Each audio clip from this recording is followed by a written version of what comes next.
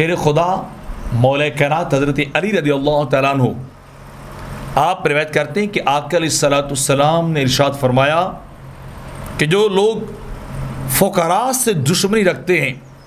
اور دنیاوی شان و شوکت کا اظہار کرتے ہیں، لوگوں کے سامنے اپنے سٹیٹس کا اظہار کرتے ہیں، اپنی چیزوں کا اظہار کرتے ہیں کہ لوگوں کو پتہ چلے کہ ہمارے پاس کتنا مال و دولت ہے، ہمارا لائف سٹائل بڑا شاہانہ ہے، ہمارے پاس دنیا کی ساری نعمتیں ہیں،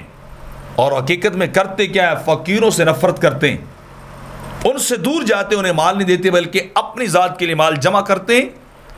اور اتنا مال جمع کرتے ہیں کہ اس مال کے حریص ہو جاتے ہیں، پھر انہیں حرص اور ہوس پڑ جاتی ہے کہ مال اور جمع کرتے رہیں، مال اور جمع کرتے رہیں، اور زیادہ جمع کر لیں، اور زیادہ جمع کر لیں۔ جیسے کہ میرے آقا فرماتے ہیں انسان کی عمر کم ہو جاتی ہے، مال کی حرص اور دنیا کی محبت انسان کی بڑھ جاتی ہے، عمر گھٹتی ہے، حرص اور محبت دنیا انسان کی بڑھتی ہے۔ میرے آقا فرماتے ہیں وہ جمع کر کر کے حریص ہو جاتے ہیں، اور ان کا مقصد کیا ہوتا ہے؟ اپنے مرتبے اور سٹیٹس کو لوگوں کے سامنے پیش کرنا، واضح کرنا، اور ان کے سامنے اپنے آپ کو لانا کہ دیکھو ہمارے پاس کیا کچھ ہے۔ لیکن حقیقت میں وہ مال کے حریص ہوتے ہیں،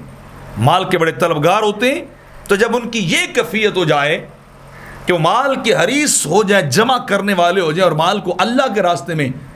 فقیروں اور مسکینوں پر خرچ نہ کریں، تو اللہ ان پر 4 مصیبتیں نازل کرتا ہے، 4 طرح کے مصائب ان پر اترتے ہیں۔ ان میں پہلا یہ کہ وہ قحط سالی کا، سٹارویشن کا شکار ہو جاتے ہیں، وہ بھوک کا شکار ہو جاتے ہیں، اس وطن، اس ملک میں زمین سبزہ اگانا بند کر دیتی ہیں، فصلوں میں برکات ختم ہو جاتی ہیں، ان کی ییلڈ 0 لیول کی طرف جانے لگ جاتی ہے، قحط سالی کا لوگ شکار ہو جاتے ہیں۔ اور دوسرا، ان پر ظالم حکمران مسلط ہو جاتے ہیں، بڑے ظالم، بڑے سنگ دل، بڑے سفاک قسم کے حکمران ان کے اوپر آ جاتے ہیں۔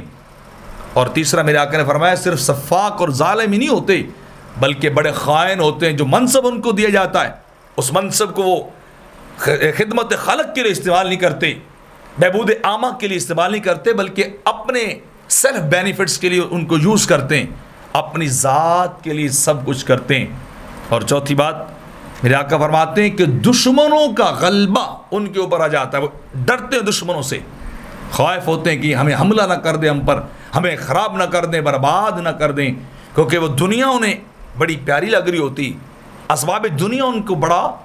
جو ہے وہ دل کو باتا ہے، وہ بڑے پیارے لگتے انہیں، تو وہ ڈرتے ہیں کہیں ہماری معیشت، کہیں ہمارا روزگار زندگی تباہ و برباد نہ ہو جائے۔ تو یہ 4 مصیبتیں ان پہ آ جاتی ہیں۔ ابو دردہ فرماتے ہیں کہ 2 درم والے سے بڑھ کر 2 درم والا اس کا حساب سخت ہوگا 1 درم والے کے مقابلے میں، کیونکہ اس کے پاس دولت زیادہ ہے تو حساب بھی اسے زیادہ ہی دینا پڑے گا۔